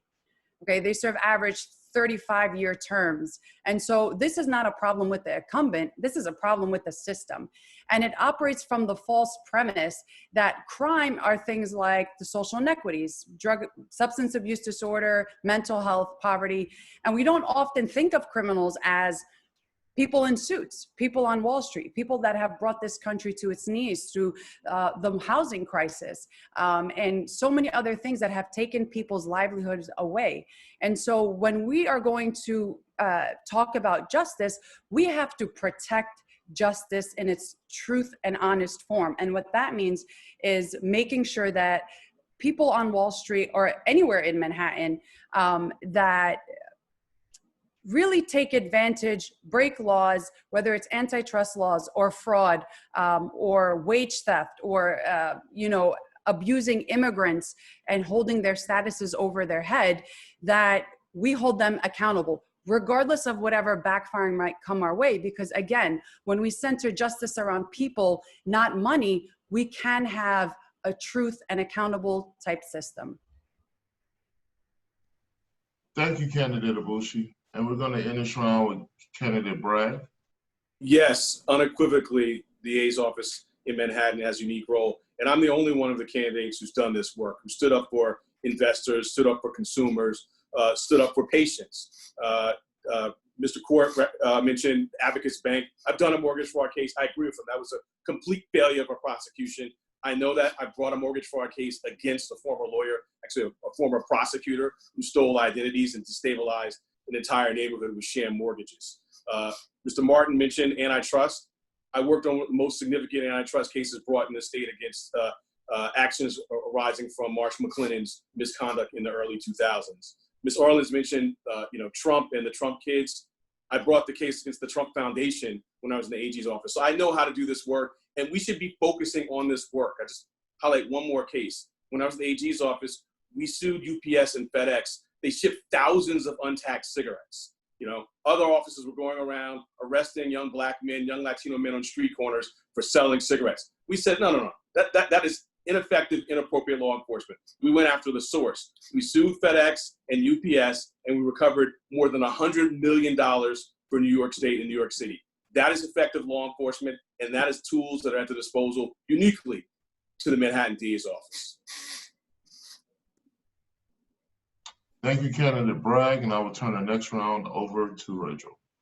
Thank you. So I want to ask a question that pulls together, again, some themes I'm seeing from the audience. And it really is about how you expect to achieve your vision once you were elected. And so it's really a question of how you could change the culture of the Manhattan DA's office, what management experience you bring. It's a very large office, how you expect to succeed in the office's mission, and continue to work with the police, because many of you have talked about how you're going to be holding them to greater accountability, but you're also going to need to maintain a positive relationship with the police in order to successfully bring cases.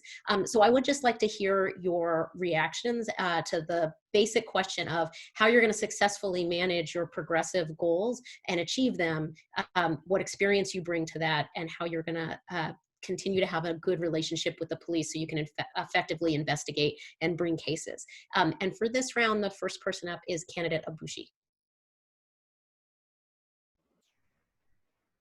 The most important thing, and it's included in my 5-point agenda here, is that there must be transparency, which means the community has to be at the table at all times. And so when we talk about working with law enforcement, what we're saying is that they are not the exception. They are part of a larger process and conversation when we talk about the criminal justice system. And we have to see this from the perspective of public health. And so this is not something that's a one-woman show. This is an office that I plan to make sure it has multi-disciplines that are in there, whether it's social workers, mental health counselors, community-based organizations, criminal defense attorneys, people from the impacted community, those who are victims and those who have been accused of crimes. Everybody should have a collective say in how the law impacts them and what is the way forward. And when we talk about management, we have to hire ADAs, and this is my plan, to hire assistant district attorneys who are not only reflecting the communities that we are in, but really have a view of justice that favors truth in social services and support, not convicting at all costs. And we also have to commit to hire people from impacted communities to help guide us in the way forward, because those voices have been drowned out from the system, but we're sitting here deciding what we are going to do with them. And so with those balances in place and putting justice and centering justice around people, things like working with the NYPD shouldn't be a problem as long as we keep the truth in focus, because that is a collective goal. And it's not. Thanks very much. Next, we'll hear from candidate Bragg. So I've done this. I oversaw an office of 1,200. I'm an experienced manager. Before that, at the Attorney General's office, I oversaw a division of 100 lawyers. I know how to build teams and incentivize folks to just results. It's about setting expectations and holding people accountable. So articulating on the front end, and then holding people accountable. I've had to fire people during my career. I know how to hire. I know how to fire. I've hired people looking holistically at their backgrounds because I expect them to do that with the people that come before them. So I'm an experienced manager. I know how to create culture and change culture. And this is the question of how to work side by side. I've done it. While I was prosecuting that FBI agent and convicting him for lying, I was working side by side with the FBI on mortgage fraud, health fraud, the kind of cases I talked about in the last answer. So I've done it. I know how to do it, and I would do it again at the DA's office. Thank you. Next, we'll hear from candidate Orlins. So I've spent a decade as a public defender, and I've represented human beings. And I've watched as the Manhattan District Attorney's Office has dehumanized my clients on every level. They call them case numbers, inmates, bodies, criminals, felons, prisoners. It's dehumanizing, and they don't see them as people. By changing the person at the top, I will change the entire culture of that office. I will make sure that it's a place where people reframe their ideas of what justice looks like. I will treat people with respect and dignity. And I've been doing just that for over a decade in the trenches and fighting this. And so I think that my management experience is that when I started at Legal Aid, I represented 200 clients at one time, and each one of them had family members, had social workers, had investigators, and I managed all of those cases. Being a public defender is a management experience in and of itself. But as district attorney, I will bring on bureau chiefs and people who share my values, who will make sure that the culture of that office is such where we are going to keep our community safe by investing in our community and making sure that people are seen as human beings, and that we will not perpetuate this lock them up, throw away the key mentality, which does not keep us safe. I think that's going to be by decriminalizing poverty, declining to prosecute consensual sex work, and declining to prosecute low-level drug offenses and many other things on a list that I have. But also just making sure that the people who work there are those who've had the experience of working in the criminal justice system and being impacted by the criminal legal system, and making sure that we will have justice for all. Thank you. Next is candidate Martin. I think management is one of the most underappreciated skills in politics. Look, this is not the time for on-the-job training. I managed my first team when I was 23 years old. When I was at Just Leadership USA, I showed up as an advocacy department of one. When I left 3 years later, we were running 6 campaigns in 5 states. I built teams that were predicated on people of color having leadership. I've mentored and grown different teams. At the ACLU, I managed a 50-state campaign, multi-million-dollar budgets. I've had to hire and fire people. And yes, that is a skill. It is a skill to figure out who you can trust, who you can lean on, how they can grow in their roles. And I try to live those values with the team I've built for this Manhattan DA's race. All of our organizers are people of color. We pay our interns $15 an hour. I know that several of our opponents do not pay their interns. That doesn't show great respect for workers, in my opinion. We need to have a Manhattan district attorney who's ready to step into leadership, build and lead teams, know how to deputize, know how to trust people. And that is so important, because you can have the best ideas, you can have the best courtroom experience, but if you don't know how to lead and build teams, we're going to get steamrolled by all the forces that want our reforms to fail. So I think this is a really important issue, and I appreciate you asking it. Thanks very much. Next, we'll hear from candidate Court. Thank you. Many progressive prosecutors who get elected fail for the very essence of your question. They're thwarted by the office that's already the institutional players. So it would be nice to think that any district attorney could come in, and I would try with my set of values and principles and what I'm running on. But what's most important is to make major changes in the management structure of the office. And I will do that in 2 very significant ways. First, within the sex crimes unit, I will personally re-interview each and every attorney within the sex crimes unit because of how it's been an abject failure over the course of Vance's 11 years. So I will take personal responsibility. And that's why I came out with a 9-point proposal on how exactly I would revamp that unit. But that also includes my personal involvement and personnel decisions to make sure we go forward to a merit-based prosecution. So secondly, with respect to a continuity of the office and new types of assistant district attorneys, I've talked about this previously in the campaign, is that I would look to use forfeiture fund money on loan forgiveness for district attorneys. Too often, under Vance's regime, attorneys, ADAs have left after 3 years or haven't even done their full 3-year commitment. What I want to do is continue and help my younger assistant district attorneys continue in the office in years 4, 5, 6, and 7. So that's what I'll do. I'll use forfeiture fund money on loan forgiveness for greater continuity in the office. Third, I'll also recruit differently than Vance does. Vance likes to put on his website how he goes across the country and gets the so-called best and brightest. I think I can achieve. All right, I think you came up on our time limits. So Louis, you get I think we have time for another question from the audience. And you need to unmute yourself again. Oh, I got to unmute myself. Got muted. So we've had some excellent questions from the audience. I got called out on Twitter, so I'm going to ask this question from Twitter. So all the candidates, right? We're going to begin with candidate Bragg. Can you commit to ending the so-called trial penalty, whereby the DA asks for significantly harsher sentences against individuals who assert their rights to due process and have their day in court? Yes. It's that easy.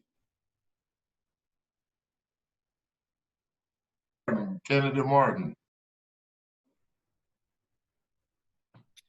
Absolutely. I think that I'll use the opportunity to talk a little bit about how I want to reform our approach to accountability and sentencing in the first place. Yes, the trial penalty has to go, but in general, the way that plea bargains are used is a disgraceful way to really punish people for exercising their rights.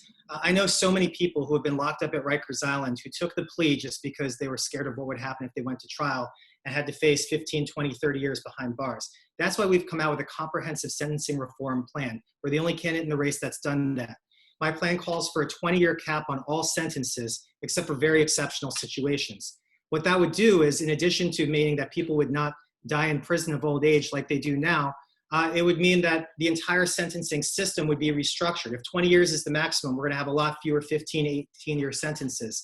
And that'll allow for a much more just system. The US has the longest prison sentences in the world. There's no reason for that. It doesn't promote public safety to send somebody away for so long and then expect them to succeed when they come back.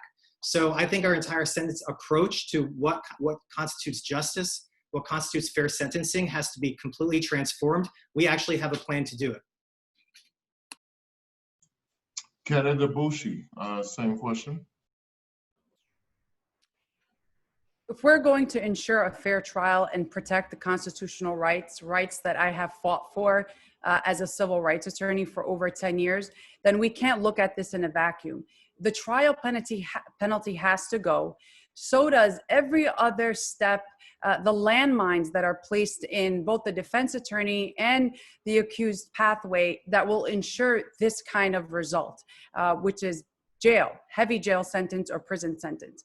And so when you go back and you talk about the discovery reforms and the bail reforms that we talked about earlier, this is the fair, honest, and open way to do it, is to remove all forms of secrecy in this office, to produce discovery in a timely, expedited manner, as opposed to how I typically get it, which is right before opening statements. And so this makes this trial by fire force people to make a decision on logistics, not on justice. And not only will we do away with the trial penalty, but we are going to, again, remove the secrecy from this process and ensure that people are pursuing the truth and justice. Thank you, Candidate Abushi. And we're going to end with Candidate Court. The answer is yes, I will eliminate the trial penalty. And in the broader sense, on sentencing reform, I will replicate some of the successes and policies that District Attorney Larry Krasner in Philadelphia has set forth, with not allowing sentences over 20 years, essentially a rebuttable presumption that 20 years is the maximum amount that ever would be sought to incarcerate someone. So I think I would not only end the child penalty, I would also replicate that level of success by decarceration and not allowing longer jail state correctional sentences than absolutely necessary. Larry Krasner has been successful in Philadelphia on doing that. That's the type of system I would put in place if I'm district attorney in Manhattan. Candidate Orlins, I apologize. You were supposed to be next, Candidate Port. I That's called you okay. out of turn, so it's your turn. I'll repeat the question. Can you commit to ending the so-called trial penalty where the DA asks for significantly harsher sentences against individuals who assert their rights to due process to have their day in court? Of course, absolutely. It's something that I've come up against time and time again as a public defender for over a decade. I can't even tell you how many conversations I've had with clients about even going into hearings to assert that they were illegally stopped and searched in violation of their Fourth Amendment constitutional rights, to know that after the hearing, an offer that was being made was going to be off the table, just for asserting their constitutional right to challenge this illegal stop, search, seizure. So not only would I end the trial penalty, but also the hearing penalty, which also exists and has been perpetuated by the Manhattan District Attorney's Office. It is completely unjust, and I don't think someone should ever be punished for the pure reason that they want to exercise their due process and constitutional rights. And I've had clients take cases through hearing, and unfortunately we've lost, and then they've received a substantially higher sentence than they were being offered prior to that. And it is cruel and unjust, and I will not ever stand for that in my office. Thank you all for your answers. I will turn it back over to you, Rachel. All right, thanks. Fair amount of agreement here among you on some of these issues. And one of the questions points out progressives generally agree on ending cash bail. I've heard a lot of agreement on some other issues. But a question is, what happens if there's an increase in crime after some of your proposals are implemented? How do you plan to address criticisms, backlash, and in particular, how do you balance safety with some of the proposals that you've suggested, which might lead to an increase in crime in the short term or perhaps longer? So we'll start this round off with candidate Mark. The key is to understanding why crime happens, why harm happens. And you can only do that if you're really truly working with the community. I've spent my whole career working with community organizations. I've been on a community board. I've worked with nonprofits that are deeply embedded in communities. And the reality is, right now, law enforcement's approach, including Cyvance's fancy intelligence database, knows actually very little about why harm occurs. We need to get to the root of why harm occurs and stop that cycle of harm. That means investing in getting people's lives back on track through mental health services, through substance use issues. If violence is the issue, working with violence interrupters, people like Project Save in East Harlem or the Street Corner Resource Project, to figure out what exactly is going on, what intervention can be most effective. I'm willing these are my values. I'm not going to go back on decarceration under any circumstance. And I just want to acknowledge that the reason that crime happens is so often because people just don't have the resources to survive. We see that now with the pandemic. We've got people who are stressed out, anxious, unemployed, worried about rent. And we're shocked that there's an uptick in some neighborhoods in community harm. These people are not being supported by our city government, by our state government. So I'm going to commit to these decarceration plans no matter what. I want to stay very closely involved with the community because I think we can only effectively get these reforms done if we do that in partnership with them. Thank you. Candidate Orlins is next. So I think that reducing our jail population and improving public safety go hand in hand. So I think that oftentimes we're sold a false choice between a punitive criminal legal system and public safety. And so if crime is increasing, it's not because people are not in jail, despite how much certain media or prosecutors would want you to think that. And the reality is, when we invest in communities, when we pay attention to the underlying reasons people are committing crimes and address the harms and address the reasons, that's how we keep our communities safe. I also think we need to be thinking about evidence-based interruption programs. To improve safety in our communities, we need programs that prevent violence and divert criminal behavior. So there are models in cities like Boston and Chicago and Oakland where they demonstrate that we can successfully reduce violent crime and gun violence through creating cross-community partnerships and focused deterrents on small percentages of people who are likely committing the most violent crimes. And so we need to transform communities, but we need to think about public health outcomes and boosting local economies. And so as district attorney, I will be focused on all of that. And I will also not go back on saying that we need to then continue to lock people up and perpetuate this lock them up, throw away the key mentality. Thank you, candidate Bragg. I agree with Eliza Orlins about the false dichotomy that we've all been sold. My parents were, community investors. My dad ran homeless shelters, and my mom was an educator. They made Harlem safer in the 80s, full stop. So we need to invest in that. That will make us safer. But we also do need to focus. I live in Harlem still. I'm in a neighborhood where we've had this rash of gun violence. We need to work with community partnerships, but we also need smarter, more effective law enforcement. The kind of cases I talked about with UPS and FedEx, going to the folks who shipped in the untaxed cigarettes. When I was at the AG's office, we developed a portal that would look at crime scene guns that are recovered at crime scenes. You could trace them back to the unlawful sales. We need to be doing that. Law enforcement needs to be more effective and smarter, looking into who's bringing in these unlawful guns into our communities. And I've done that model with guns, with other violent international cartels, time and time again in law enforcement. So we can partner them. We can have community investment like my parents did, and we can have smart, effective law enforcement like I've done for the past 20 years. Thank you. Candidate Abushi. I think that we need to not see the Manhattan DA's office in a bubble, but figure out how we are going to collaborate with other city agencies to provide these resources. I don't think that we need to provide services like mental health and substance abuse disorder through the prosecution system. I don't think that social services and the needs of the people need to be hung over their head with the alternative being jail or prison. We need to find ways, and we already have them, things like Street Corner Resources and Exalt and other community-based organizations that come together to find a healing way forward. And even with the spike in crime and violence, what we need to really, do is look at the data. I know the New York Post came out with an article the other day that debunked the NYPD union's claim that everything is going back to the 70s and 80s and we're now violent. And that's just not true. But what has been working are community-based organizations that have been doing a lot of work on the ground with the youth in many of the developments. And I'm a resident of Harlem. This morning we found that a 17-year-old was shot. The entire development is in mourning and is very frustrated.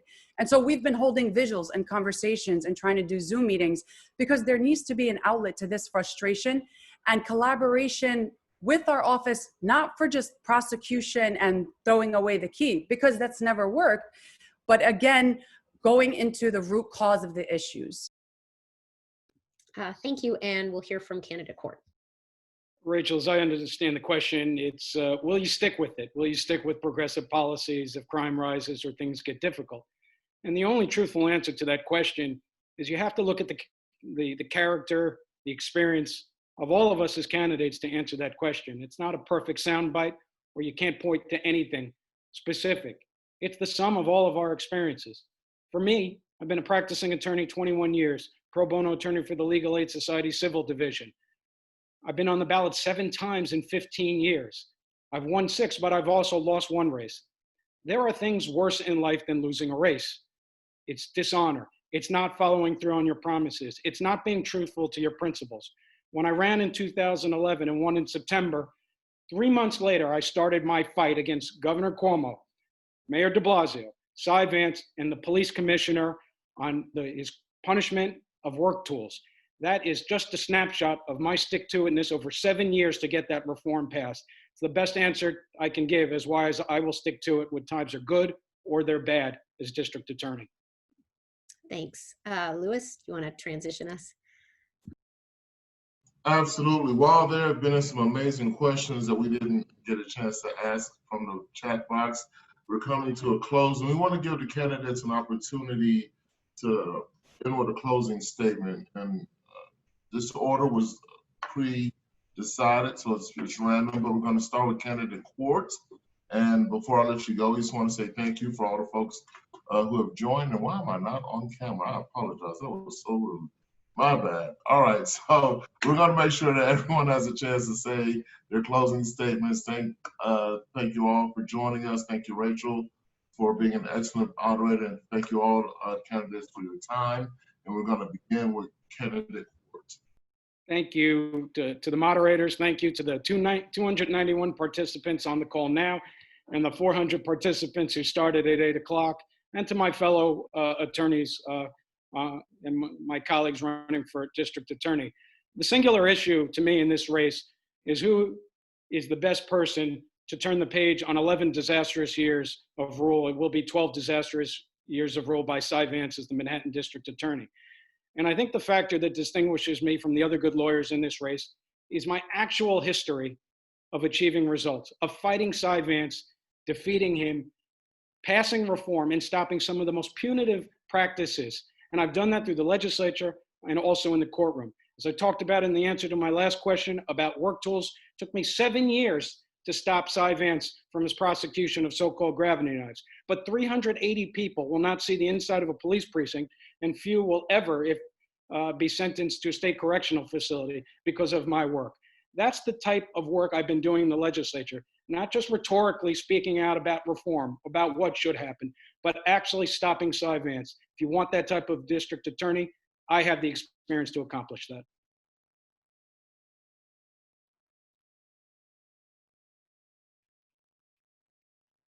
Thank you, candidate Quartz. Candidate Abushi.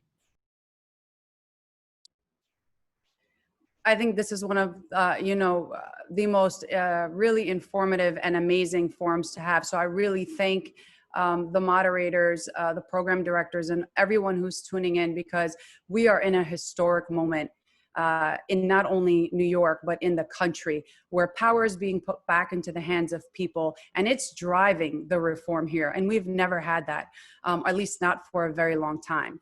I am someone who has spent the last 10 years in people's living rooms across this city, protecting their rights, elevating their issues, and fighting against the powers that be. And I'm the only candidate here that has forced the NYPD and the FDNY to change discriminatory practices. Now, that is no light feat, and we are technically in adversarial territories, but I got it done, and this is as an individual. With the resources and power and discretion of the Manhattan District Attorney's Office, once we open it and let the community in, we can make it accountable, transparent, and collaborative. And we can encourage public safety and community resources to make sure there's justice for all. Thank you, candidate Abushi. Candidate Bragg. Thanks to all the other candidates, the hosts, and those who've attended. We've got great candidates here who all bring a wealth of experience from different walks of life. I think what makes me different and matches onto this specific job of DA is my deep, lifelong personal engagement with criminal legal issues, starting as a kid in Harlem to this very day as a parent, working on the exact same issues. And then my professional experience for 20 plus years, I've done the type of work that you've heard the other candidates talk about. I've prosecuted law enforcement. I've stood up for tenants. I've prosecuted landlords. I've prosecuted employers cheating workers out of wages. I've held Trump accountable. I've sued Weinstein. The type of work that others are talking about doing, I've done in government, overseeing a team of 1,200. We need that type of leadership to bring the change that we need to Manhattan DA. I'm ready to do that. Justice can't wait. I hope that you join me in this effort. Thank you so much. Thank you, candidate Bragg. Candidate Orleans. Thank you so much for having me tonight, and thank you to the hosts and the moderators and everybody for attending. You have heard from a lot of candidates with a lot of ideas for reform, but I'm the only candidate here who has been on the front lines as a public defender for over a decade, standing shoulder to shoulder with communities and going up against the Manhattan DA's office and our unjust criminal punishment bureaucracy. I've seen how the system is flawed and seen what it does to people who are marginalized. It is not fair, it is not humane, and we need a change. And I look forward to serving as your next Manhattan District Attorney. I hope you'll join us at elizaorlins.com. Thank you, Candidate Orlins, and we'll end with Candidate Martin. Well, thank you to our hosts and moderators. Thank you to everybody watching, and thank you to my fellow candidates. I'm glad I was able to share a little bit about my vision for a Manhattan that doesn't rely on police, jails, and prisons for public safety. I've spent my career standing up for communities and standing up to power, investigating Governor Cuomo for the Moreland Commission, getting Bill de Blasio to agree to close Rikers, suing the NYPD as a young civil rights lawyer, and just now being the first candidate and by far the loudest to fight for $1 billion in budget cuts to the NYPD. We know that another approach to public safety is possible, treating people with compassion, giving people opportunities to succeed, investing in communities. We need to move beyond catchphrases like criminal justice reform and ending mass incarceration and really describe what we're going to do in that office. If you go to my site, janosforda.com, you'll see more detailed plans for decarceration than all the other candidates combined, and that matters. What I suggest is not going to be easy to achieve. I've got a track record. Multiple times I've been told closing a jail is impossible and won, and I did that by working with communities. So those are the values and experiences I'll take to the Manhattan DA's office. Thank you and good night.